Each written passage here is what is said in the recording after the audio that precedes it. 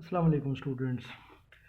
हमारी आज ज़ाहिर है कि कैलकुलस की क्लास है और लेक्चर नंबर हमारा बाज़ाब्ता तौर पर 5 है। लेकिन इस तरह अगर देखें तो डेरिवेटिव्स और कैलकुलस के सिलसिले का छठा लेक्चर है। एक हमारा इंट्रोडक्शन था।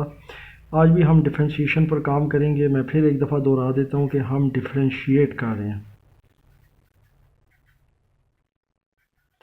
ठीक है, डिफरेंशिएशन पर काम कर रहे हैं और फ़िलहाल यही हमारा टॉपिक है और एक ही रूल हम इसमें यूज़ करें and that is power rule.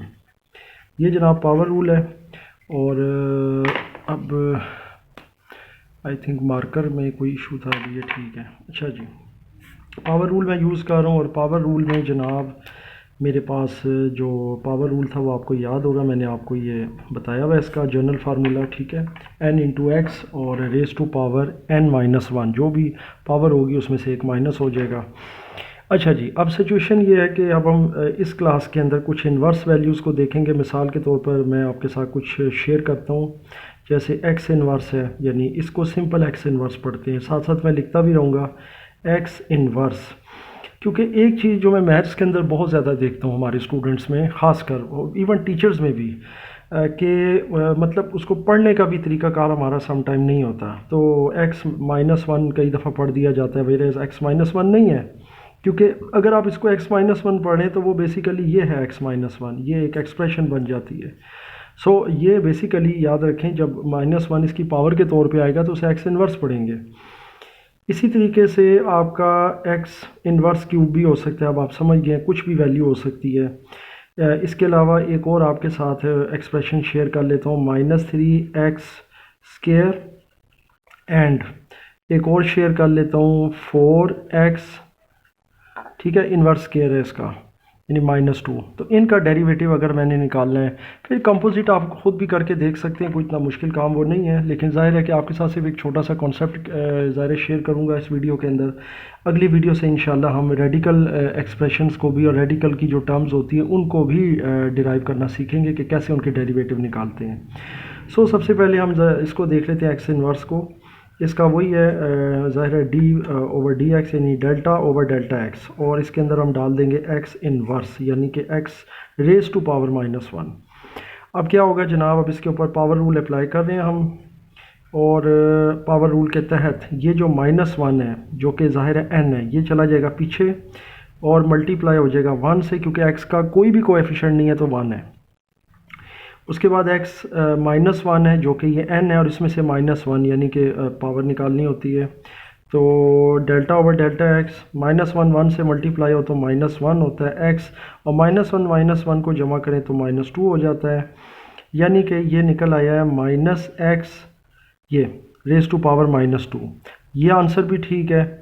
और अगर आप इसको यूँ भी लिखना चाहें तो इसको नीचे ले आएँ रेसिप्रोकल फॉर्म में। ठीक है, इसका मैं यहाँ पे लिख भी देता हूँ कि ये रेसिप्रोकल फॉर्म में भी लिख सकते हैं, वो भी ठीक है। ये भी मैंने इसीलिए इसके साथ टिक का निशान लगाया कि ये भी ठीक है आंसर। और आप यूँ भी लिख सकते हैं कि -1 ऊपर ले लें, क्योंकि यहाँ इसके साथ कोई भी चीज़ नहीं है, कोई भी वैल्यू नहीं है तो 1 है।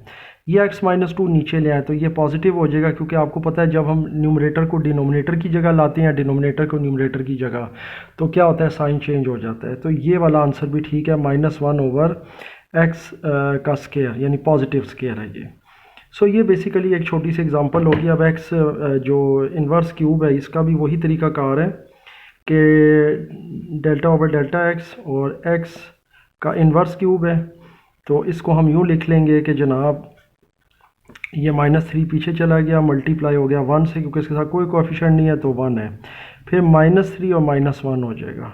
So delta by delta x, और यहाँ पर होगा -3 1 टाइम करें तो -3 हो जाता है x, -3 -1 करें तो -4 हो जाता है। So it's a very simple thing, यानी कि आपके पास आ रहा है -3x -4, या इसको आप यूँ भी लिख सकते हैं, ये भी तरीका ठीक है लिखने का, -3 divided by x raise to power 4। इसको आप नीचे ले जाएं एज अ रेसिप्रोकल फॉर्म, तो ये ऑटोमेटिकली पॉजिटिव हो जाएगा नेगेटिव वैल्यू का। तो ये आपके लिए इंतहाई इजी हो जाएगा इसको समझना। बाकी भी वैल्यूज़ आप खुद ट्राई कर सकते हैं, ये भी आपके लिए आसान है, ये भी आसान है, इसमें कोई डिफ़िकल्टी नहीं है, सेम वही चीज़ है। इसी को अगर आप कंपोजिट टर्म्स में देख लें, मिसाल के तौर पे -x raise to power -2 plus 4x cube, थोड़ा सा मैं गलत कर रहा हूँ, इसको मैं 4 कर देता हूँ क्योंकि डिग्री ऑब्वियसली मैं आगे बढ़ा रहा था। इसी तरीके से माइनस एक्स इनवर्स, ठीक है, इसका अगर मैंने डेरिवेटिव निकालना है, so it's a very simple procedure, कुछ भी नहीं है, इसका आपने वही है डेल्टा बाई डेल्टा एक्स करना है। उसके बाद सबसे पहले ये तमाम terms minus x minus 4 plus 4x cube minus x inverse, ये सारी आपने इसके अंदर डाल देनी है। उसके बाद ये तीनों टर्म्स बारी बारी जो है ना आपने डेल्टा बाई डेल्टा एक्स में पुट करनी है। माइनस एक्स इनवर्स 4 प्लस फिर डेल्टा बाई डेल्टा एक्स, ये सारा प्रोसीजर मैं आपको पिछले लेक्चर में बता चुका हूँ। 4x cube minus delta by delta x, और इसके अंदर आ जाएगा माइनस, सॉरी माइनस उधर आ गया था, ये x इनवर्स है। अच्छा जी, अब यहाँ तक क्लियर हो गया। ये याद रखिए हमेशा कि ये जो साइंस हैं ये आपके सेंटर में आएंगे, ठीक है। ये माइनस था, ऑब्वियसली वो इसके अंदर आ गया, बाहर भी रख सकते हैं, कोई इशू नहीं है। अब डेल्टा ओपन कर देते हैं। -4 अगर पीछे जाएगा यानी -4 मल्टीप्लाई -1 हो जाएगा, ठीक है, क्योंकि इसके पीछे अगर आप कोएफिशिएंट देखें तो कोई भी नहीं है, समझ लें 1 है, और माइनस है तो फिर -1 होगा। इसी तरह x raise to power -4 -1 plus 3 4 से मल्टीप्लाई हो जाएगा और x 3 -1, इसी तरह बीच में माइनस आएगा, x -1 होगा, ये -1 पीछे जाकर मल्टीप्लाई होगा तो -1 हो जाएगा। It's very simple. लेकिन ये याद रखिएगा कि इसमें बहुत इंपॉर्टेंट चीज़ है कि -1 मल्टीप्लाई 1 लिख दें, वो आपके लिए ज़्यादा आसान होता है। और इधर भी एक माइनस का साइन है तो उसको भी कर देते हैं क्योंकि ये वाला माइनस है, तो इसमें कन्फ्यूजन ना हो। माइनस माइनस मल्टीप्लाई हुए तो पॉजिटिव 4 हो गया, x -5 हो गया, प्लस 4 3 टाइम 12, 3 में से 1 गया तो x का स्केयर बच गया, माइनस माइनस प्लस हो गया, 1 1 से मल्टीप्लाई हो तो 1 ही होता है तो x रह गया, और माइनस माइनस प्लस हुआ -2।